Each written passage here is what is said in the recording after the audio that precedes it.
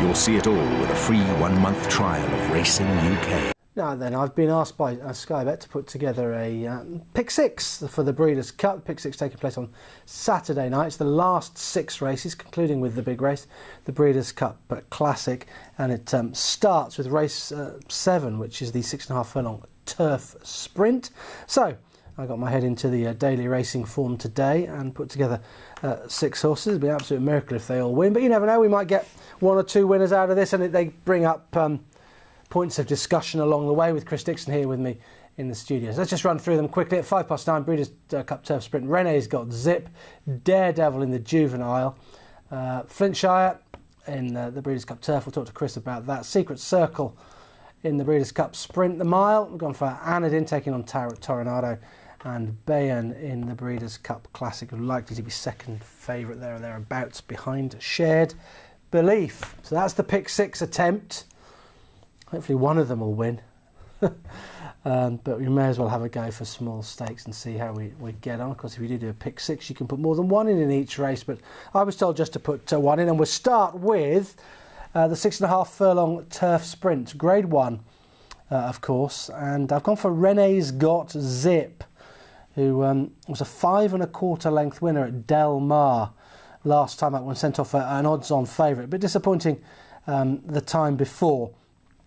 However, Rene's Got Zip has got previous at this track, and that is really important because this is the downhill turf track. Now, it's the only downhill track or undulating track really in the States, and they jump out of the gates and they just swing right-handed, then they go left and downhill and over a big road crossing, which some of them tend to jump, and then down to the finishing line. So it's very much a race for course specialists, and Rene's Got Zip, dead heated for second in this race last year, was the big selection of Dave Gutfriend last year in this particular race. Came to this race off a very light campaign, just had a couple of runs coming into the contest, and it's exactly the same this year.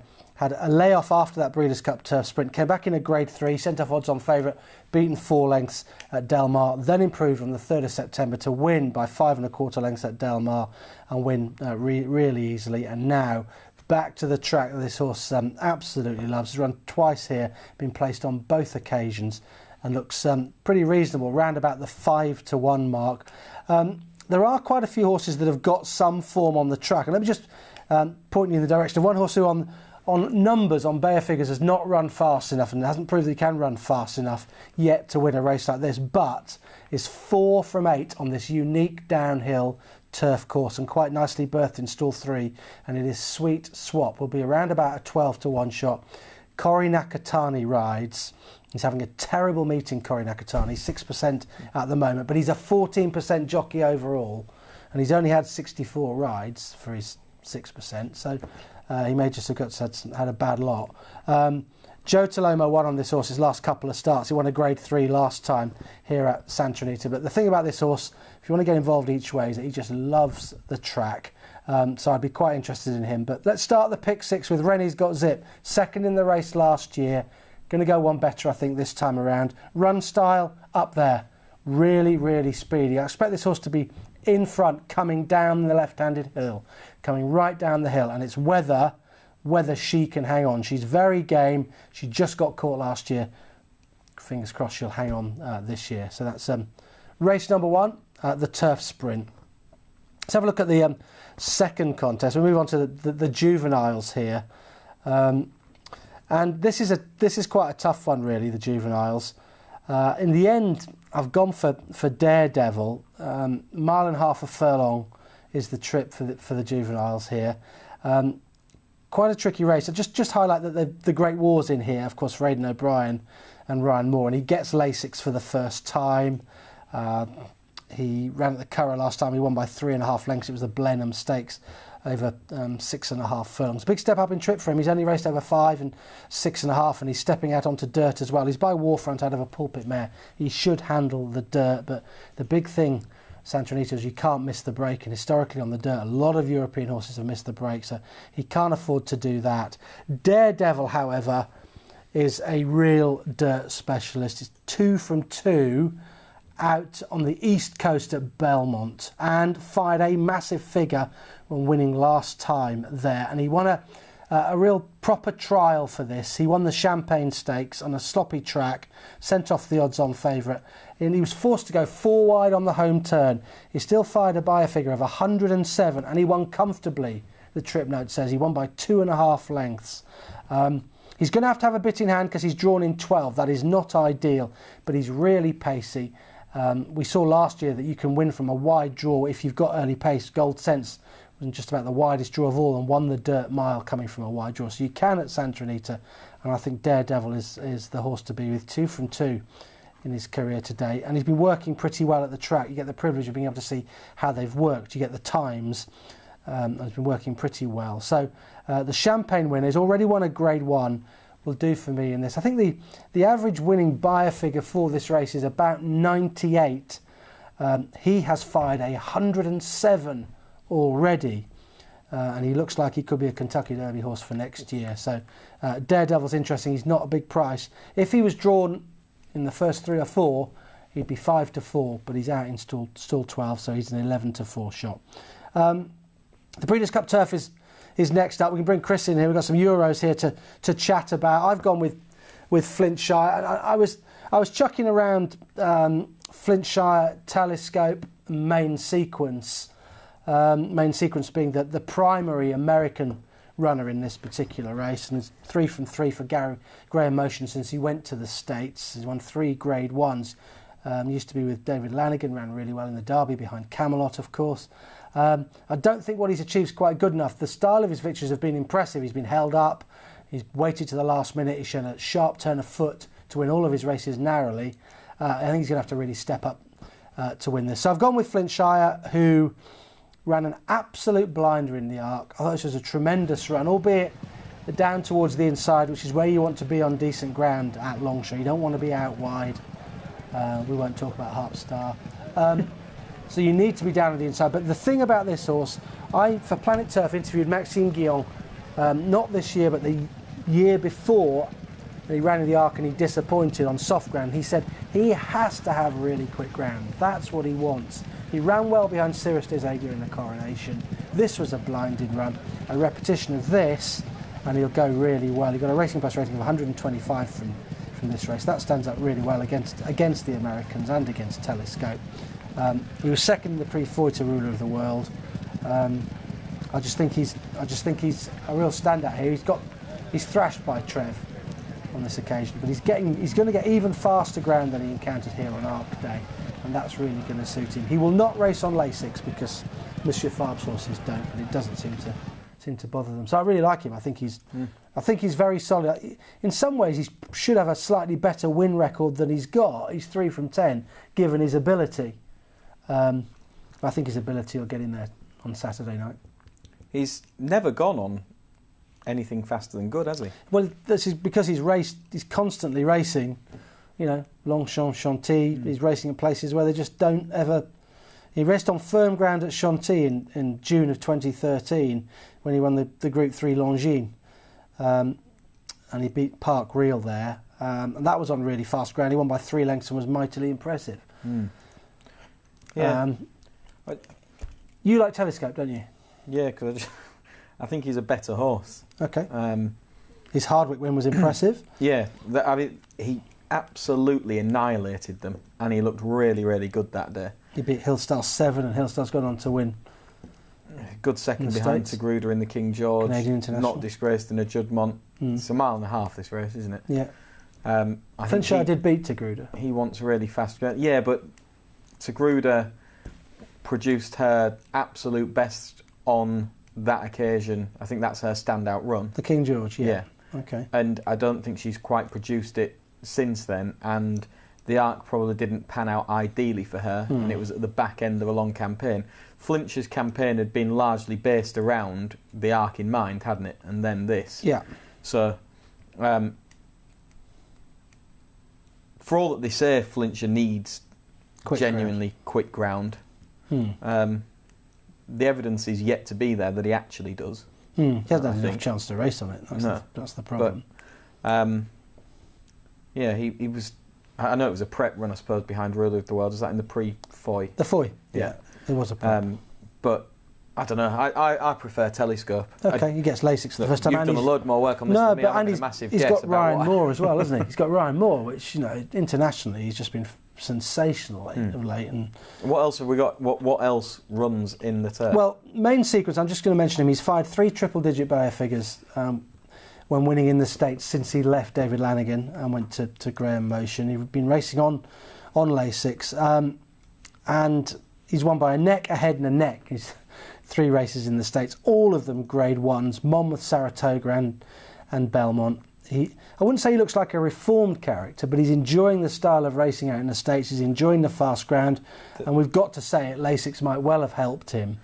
And he's showing in his races a strong cruising speed and a very sharp turn of foot. But on what he's done, beating American turf horses narrowly, he's got to step up to bother Telescope and Flintshire. From what we know of him, from when he was in this country, and obviously he ran really well when he was second to Camelot in the Derby, he's not in the same league as those two. No, he's improved though. He has improved. Has he improved, or has he just started maybe running against weaker horses? Maybe he's just found his way again, maybe, yeah. But it's weak. It's not that competitive, and this is a horse who, if there's one thing that he probably didn't want, it was something to be competitive. I think we saw that right from it. He had a massive class edge when he started out his career. He was a winner on his debut, and then he started out in handicaps of a mark in the 70s, and he went up, and he won an uncompetitive group race around Lingfield. Oh, but that's where he fired his big figure, isn't it? Big speed. That's where he fired his big speed figure. But it's easy. That's where he signalled he was a top notcher. Yeah, but he was coming from off the pace in a relatively uncompetitive scenario. Lingfield's one of those tracks where you can use a turn of foot, get yourself to the front. You don't have to get down and scrap.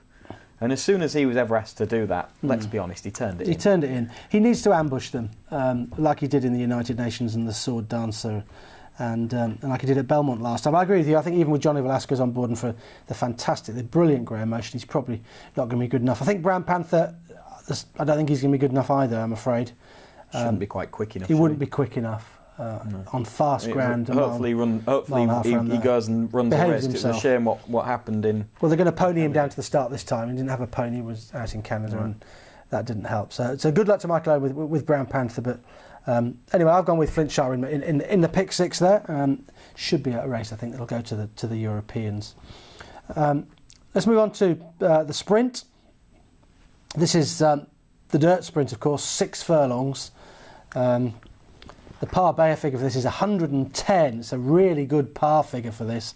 And with Secret Circle here, none of these horses, let me just say at the beginning, have fired anything like that sort of figure. This is a good sprinter, and he won this race last year. He won it by a neck and didn't have to fire a big figure in doing so. He was forced 6 wide, and he still managed to win. He ran on really strongly. He's not been seen very often since. That was in November last year. He then raced in February, where he was beaten a neck in a Grade 2 here at Santa Anita. And then he's had a long break till October, and he came back in his prep run. He was behind Rich Tapestry. He's beaten a length and 3/4. Now, Rich Tapestry takes him on again, but he got into a real duel that day up front, Secret Circle, going 21 and 4 in the early stages for the lead. He paid for that on his comeback run off a layoff. He'll be much better. This has been his target all along. So he'll do for me at 7-1 to repeat last year's success. He was a short price favourite last year. I think 7-1 is good value. Anadin next up in the Breeders' Cup Mile. Look, Toronado's going to be hard to beat. He's obvious, Toronado. Mustajib must go well too.